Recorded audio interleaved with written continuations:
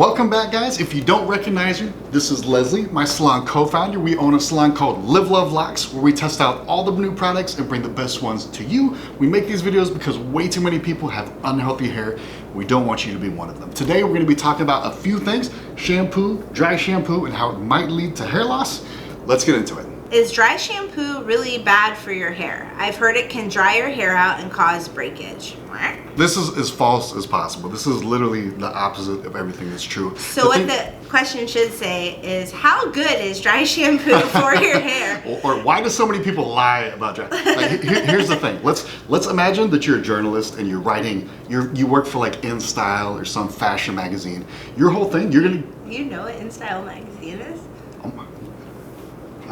I am plugged in. Are you crazy? So let's say that you're writing articles for a magazine. The best way to get clicks is to get people's, oh my God, did you see this? Did you see this? So you'll write things like, dry shampoo can cause breakage and that leads to hair loss. Like when Diet Coke could cause cancer. Diet Coke causes cancer. Still here, guys. Yeah, it's like, and also when you hear that, you're like, oh my gosh, am I gonna lose, am my hair gonna start breaking because of dry shampoo? It gets people's attention and it works on this fear part, but it doesn't actually happen at all. So the theory is that this absorbs oil, and because it absorbs oil, it absorbs moisture. So moisture will be absorbed from your hair, which makes it become brittle and cracks off, but it doesn't do that. This doesn't penetrate your hair shaft. It doesn't get the oil that's on the inside of your hair. It only gets the oil that's on the outside of your hair, which you don't want. So it doesn't work like that. How many of our clients use dry shampoo? All of them. How many of them have gone bald from dry shampoo? Not a one yet. Yeah, we're still waiting. We'll see. Yeah. But honestly, if it happens, though, I promise we'll make a video. We will let you know. If it Yeah. turns out, if the laws of physics change and the universe resets itself, we will let you know. We'll be the first ones to tell you to stop using dry shampoo. Until that point, stop worrying about the silliness. It does not cause breakage. First off, before you even answer, you have to look at every product for itself. There's never like, this line is good, this line is bad. Some lines are better than others, but you always have to look at the product. So let me go through a few of the main Pureology shampoos. First, you have a teal one that's called Strength Cure. This is good, a little bit on the heavy side, but it's good. Then you have Hydrate, which is in a purple bottle, that's good. The purple bottles are good. Hydrate is good, I like that one. But the one that I hate is pink. It's for volume. It is the worst Pureology shampoo out of all of them. Hey, do you hate the pink one? Hate the pink one, it's so bad. How do you feel about the purple one? Purple one's good. Stick with the purple one, stay away from the pink. So I love the Babyliss products. I definitely do. Those are my favorite. We have bought the wands before. Those work well. This is our go-to. This is the one we use day in, day out. That's what we call like our regular curling iron.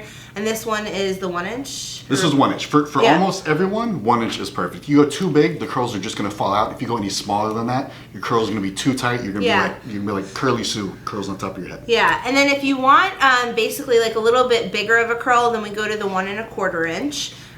So that's basically if you want more of kind of like a bouncier curl, or if your hair holds curl really well, this is a good one, because then it gives you a little bit bigger of a curl, so you can see the difference between the two of those. We actually used to have the 1 1/2 inch, and that I actually really liked for like a blowout look. So like if like I just wanted it to look like I had some body in my hair where it looked a little more polished than just the blowout, I like that look. But it wasn't good for holding curls. It was good for just like the body or the movement in your hair. Big irons don't really give you so much of a curl as a wave. It's more like a back and forth type thing where it's just like enough, a little bit of body. Yeah, that's what you're saying. Most people like to go for big irons because they think they can fit more hair on it and do hair faster. Not actually true. It's just gonna fall right back out. Yeah. And then I know you didn't ask this question, but to go along with it, we also love the Babyliss flat iron. So that whole line is great, to be honest. But make sure when you're getting the flat iron, you're getting the nano titanium, the slim one or the ultra thin one, because it gets all the way down to the root. Here's the thing: a lot of people at home, we don't do flat iron curls here because they're against our religion. We don't like that. We use irons for that. But if people at home, they love to do flat iron curls. So the ultra thin, you can see this, it's kind of like boxy. It's not good for flat iron curls because it's not bubbly and round. Yeah. So if you do like doing flat iron curls, get a more big bubbly iron that's more circular, basically more oval and circular.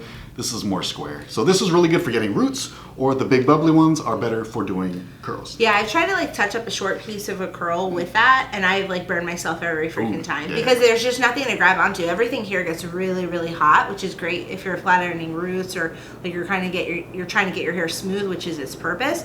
But to do a touch up or to try to do a curl, this isn't the guy for you. Yeah, just depends on what you're looking for. Another thing I want to say is these literally last forever. Like, we don't use these like normal people. Normal people use this like once a day, once every couple days. Yeah. We use these all day, every day.